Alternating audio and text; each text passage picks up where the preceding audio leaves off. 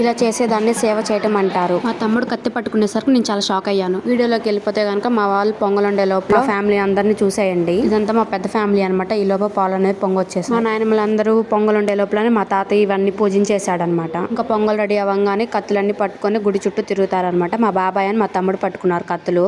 మా పిన్ని పొంగల్ ఎత్తుకొని గుడి చుట్టూ తిరిగారు అందరూ.